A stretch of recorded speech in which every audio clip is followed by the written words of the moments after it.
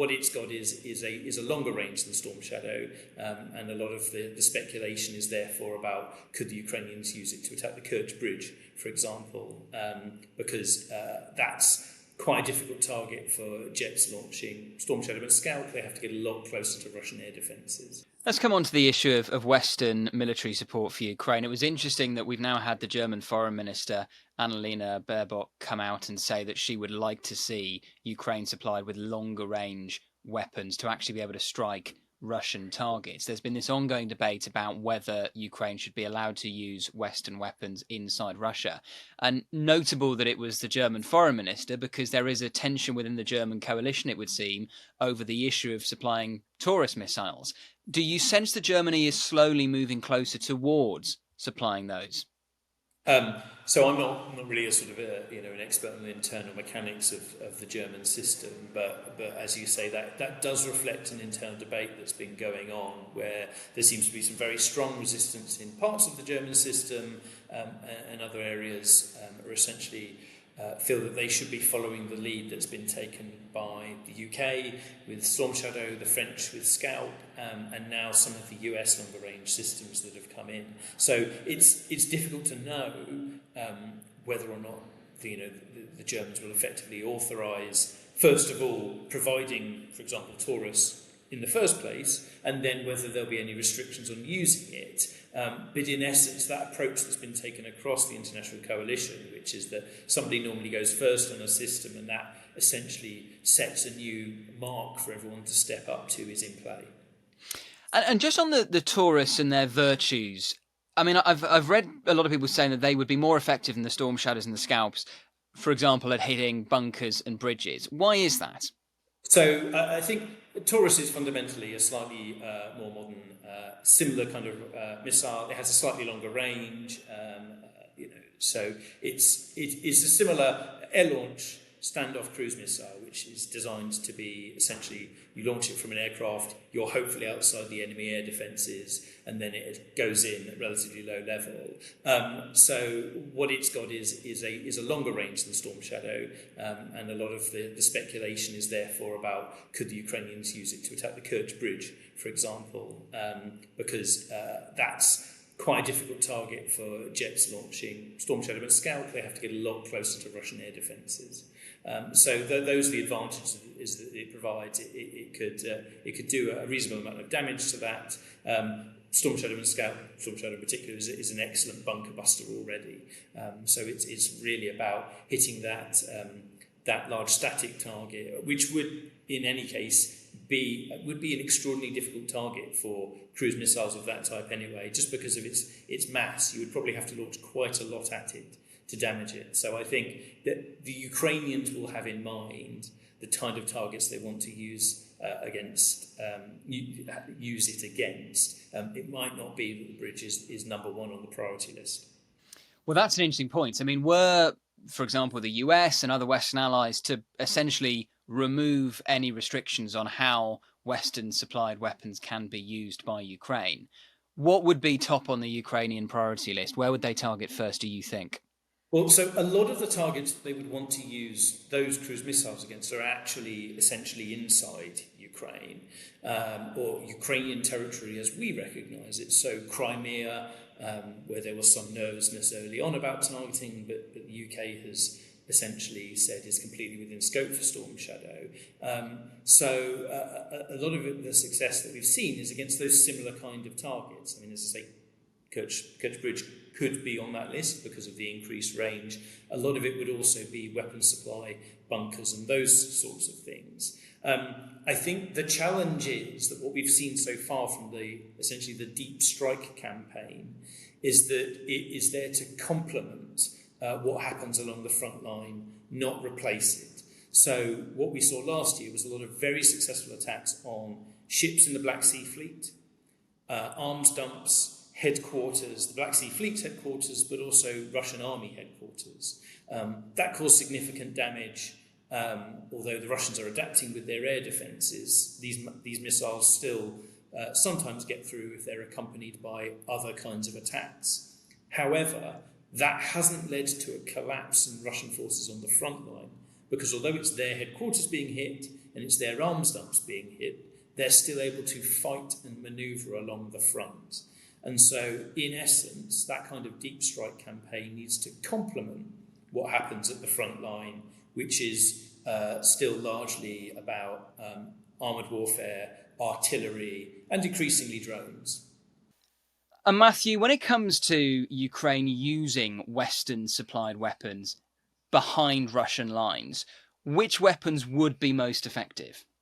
So this is where you get into sort of complementing some of the operations that the Ukrainians are already conducting. So they're using drones from a variety of sources, so probably hugely domestically produced, but there's obviously been Western input into some of those systems against airfields and energy infrastructure, particularly that's directly supporting the Russian military over the border.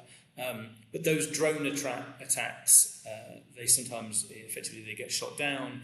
It seems like they've conducted a pretty successful sabotage campaign across the border as well.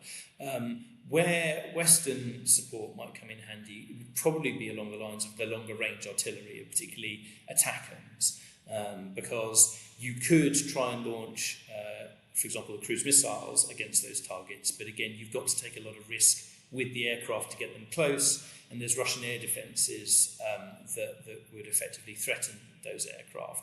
Whereas firing long-range artillery, there's still a chance that the Russians could shoot down those incoming rockets, but particularly the ones with cluster warheads, they could be used to hit the airfields where Russian aircraft are based that are conducting the strikes back into Ukraine. That's particularly true of those sites, for example, where the aircraft that are launching the glide bombs come from. One of the reasons why those pose such a significant challenge for the Ukrainians is that they've got a reasonable standoff distance, maybe 30 to 40 kilometres, but they're very hard to shoot down in both the numbers and how they operate. They're very difficult to detect. And the Russians have been using those to pretty devastating effects, not just on civilian locations, but actually on the front lines. And so the best bet for the Ukrainians is either to shoot those jets down before they launch the weapons, and you could do that if you were prepared to push, for example, Patriot further forward and then launch against Russian aircraft in Russian airspace. Or, if you've got long-range artillery, destroy the aircraft on the ground before they take off. So those are some of the areas where Western-supplied weapons could complement some of the systems that the Ukrainians have got themselves. Looking ahead, what would constitute a successful next few months for Ukraine? What is their best-case scenario? I mean, in the wildly optimistic situation, it would be that the Russians don't take any more ground and they can eject this kind of lodgement that's north of Kharkiv. But I suspect a successful next few months, successful year, is where they cede as little ground as possible and effectively blunt the Russian advance. So, in other words, they can make decisions under their timing and under their in support of their interests about where to cede ground. But in doing so, they bleed the Russians, and they cause the Russians to expend those additional people and extra materiel in such a way as to really bite into what's happening. I think it's worth reflecting on the fact that the Russians, first of all, their casualties have spiked around Kharkiv, so as we can tell, so they're well in excess of that sort of 1,000 a day that they were previously suffering and could sustain. The second thing is, whilst their industry and both their munitions production and their materiel production has gone up considerably, a significant chunk of that, and our researchers estimate around 80%, of the vehicles and material coming on the front line is refurbished. So they're pulling stuff out of stocks. And it seems possible that by the time you get deep into 2025, they'll have to do another industrial reset, because at that point they'll have to start producing new artillery. For example, artillery barrels are a key challenge alongside munition. Well, they're going to have to start producing new ones. They're going to have to start producing new armoured vehicles, because they're going back as far as the 1960s for some of what they've been pulling out literally of museums. And that's where the Ukrainians, if they can build up a sufficiently resourced and well-trained force could potentially make headway if they can learn the lessons of 2023. That's really interesting. So you may find yourself in a situation in the not too distant future where Ukraine have a significant advantage when it comes to the advancement of their supplies. Yes, for next year, and I think that's the other. That will be a significant challenge in terms of, again, expectation management and morale. It seems unlikely, not impossible, but unlikely, an effective counterattack could be mounted, or counteroffensive could be mounted this year by the Ukrainians. It was already looking difficult, but the delays to material coming in, and again, mobilising and training to the right level enough people means that the idea that we're going to see some huge push by the Ukrainians this year, short of a window, an opportunity, or Russian errors opening up, it's probably not going to happen. And so they do need to be thinking about now about how they can assemble and preserve a force for next year rather than this year. And so this year should really be about, if you like, blunting the Russians such as that they pay a disproportionate cost for what look like advances they're going to make.